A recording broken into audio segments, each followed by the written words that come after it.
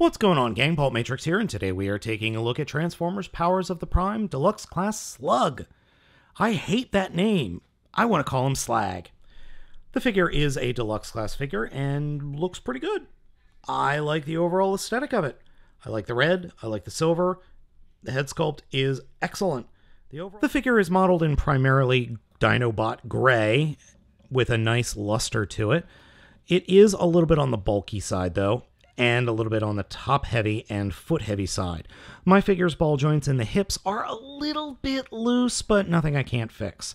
The figure comes with his gun, which is black, and his prime armor, which again is black and is very similar to Swoop's, because this being a Dinobot is going to combine with the rest of the Dinobots into Volcanus, whatever. Prime armor. It's the same prime armor we have all the time. It can open up, or this clear piece, sorry, not white. This clear piece comes off. It can be wielded in the robot mode as a gun, and the figure can store a Titan's Master right inside there, so it can smack somebody with a Scorponok. The prime armor can attach to the figure's chest via the peg hole up front, and then you could fold the fingers in a little bit to give the figure a little bit more posability. Honestly, it looks like Slug is carrying a Scorponok and a baby Bjorn. It's real dumb. At least it's not the Scorponok beer gut that Jazz gets. Sporting only 12 points of articulation because the figure is bulky and bulbous, you can get a couple of decent poses out of the guy, but it is a little bit difficult. The head is posable. It can swivel from side to side, but you're not going to get much in terms of posability simply because, well, he's got a dinosaur on his head, practically. Well, no, not practically. He does have a dinosaur on his head, and his knees cannot bend all the way. They go to about 80 degrees, and he has no feet. Or no foot articulation, I should say. All the articulation is really in the arms, and you've got some here in the torso. And I'm sorry, not 12. That makes 13 and 14 if you count the limited head articulation. Slug's transformation into Dinosaur Mode starts with folding the fists into the backs of the forearms. Though when you do that, the ratchets in the elbows have a tendency to collapse. Then take the chest, flip it up, and cover the head. Then we come down to the legs, and this is really cool. I think this is really neat. Start off with is fold out the tail, like that. Then reach inside and push this lever, or just turn the legs like that. And that little heel bit will fold in. And then you can flip out the golden tail like that, and flip up the leg and snap it into place at the top of the dinosaur back. And this little hole right here as well. So you snap it into those two places. Word of warning, though.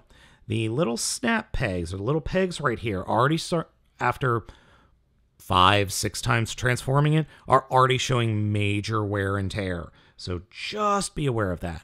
Then continue folding the gold tail down, and snap that into place, and straighten out the rear legs, and fold up the front legs so that the legs are even. The Triceratops mode we end up with feels incredibly small. This does not feel like a big dinosaur at all. It literally feels like a toy. It looks pretty good, though. It definitely looks good, though the back legs feel small again. You can mount the gun either on the upper arms or front arms like that, or on top like so. You can also mount the prime armor up top as well, and that looks patentedly ridiculous. Overall, I think the Dinosaur Mode, it works. It just feels tiny. Though next to two other Deluxe Class figures in their vehicle modes, it feels about the same size. It's just very strange. I don't know what it is about this alt mode or this Dinosaur Mode that makes me think it feels small. One thing that is very, very cool is that the head and the tail are both made of clear plastic, and then the underside of that hollow piece of plastic is painted gold. And then there are the eyes that are also painted red. It works incredibly well, and I would love to see them do this throughout all of the Dinobots. I really hope they continue that. You can also see it much better here on the tail.